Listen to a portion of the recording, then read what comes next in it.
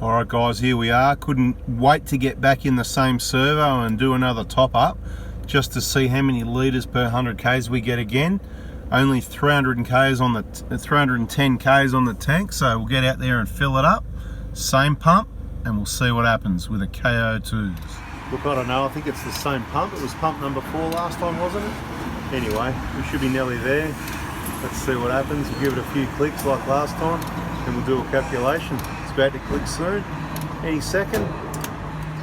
1, 2, 3. I think we did kind of muck around like that last time, didn't we? So why is it relevant that I'm at the same pump? Well, because different ground levels. This one faces slightly uphill and it's tapered, you know, it's cambered off to the right. So your tanks aren't filling up exactly the same if you're going from one servo to the other.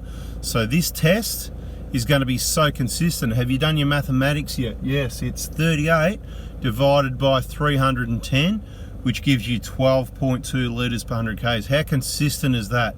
Consistent with the last fill. We'll do a few more, then we'll know that now this is what this ute gets when you run KO2s, about 12-ish, 12 plus litres per 100 k's, probably 12 to 12 and a half, somewhere there.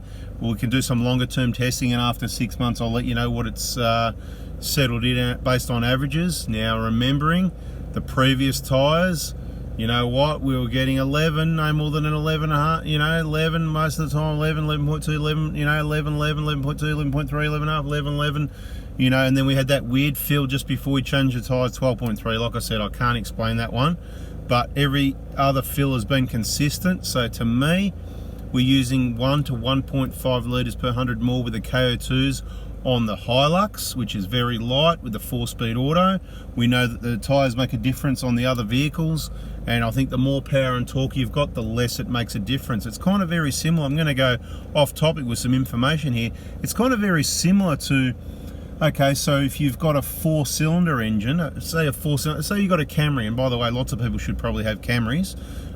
You've got a Camry, you drive around cold start, short trips, this and that, and you get, I don't know, 9 litres per 100, let's say 10 litres, well, let's stick at 9 litres per 100 k's.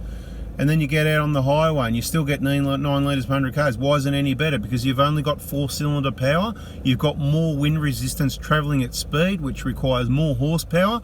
More horsepower means you've got to burn more fuel to get the horsepower. It's as simple as that. So, with the, what am I getting at here? Well, so the 4-cylinder, it's got to work harder. So whatever size the engine is, whatever the power output is, the better tuned it is, if you like, or remapped, or whatever you like. The more power and torque you've got, the bigger the engine, the V6, the V8, whatever, the more you've got, the less these things will make a difference, because they kind of like, oh, what was that? I've explained it before, like, you know, if there's an adult and a 3-year-old jumps on his back, you can, oh yeah, what was that? Yeah, you feel it, but it's no big deal, mate.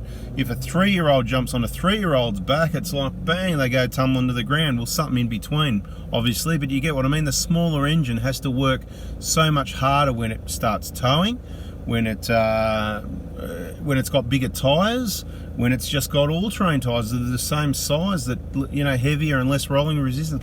Massive difference. You would have never believed it, but you keep watching these videos and you're going to believe it. And we're going to give you some other tips on saving money on fuel and other things, but just a short one to demonstrate.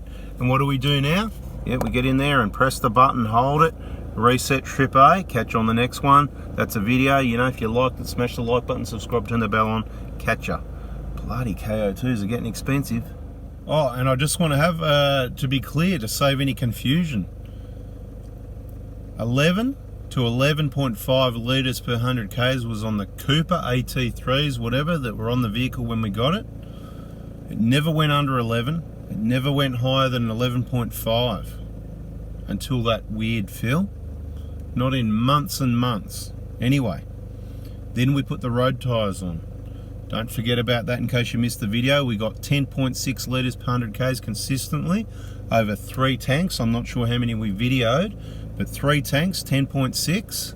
So that dropped down, you know, nearly a litre per 100 k's, and we're up a litre. So we're actually from the standard road grandtreks that came on the 2022 Prado, from changing from those getting 10.6 to KO2s in the same size, we're up to 12.2, which is actually 1.6 litres per 100 kilometres more, which over the life of the tyres, that is massive. So you really need to consider, if you've got facilities and time, if you don't go off-road much, maybe you just want to have a separate set of off-road tyres, is it worth your time to change them each time? That's the thing, the wear and tear, wheel nuts lugged on and off, you know, don't have a tighten them, torque specs and all that. So something to think about, is it worth it? Or perhaps for you it's a different type of tyre. If you're going to be doing a lot of blacktop touring, going to the school and back, there's no point running KO2s, you're just going to wear them out, you're going to use a lot more fuel, it's not going to be as comfortable ride. No, they're not going to be as good in the wet or dry conditions on the blacktop as some other tyres that are going to get you better fuel economy. So don't just get KO2s because I like them for off-road grip and outback reliability. That's what they're for. Have I been clear enough? I hope so. Just thought I'd better add that bit on. Thanks, guys.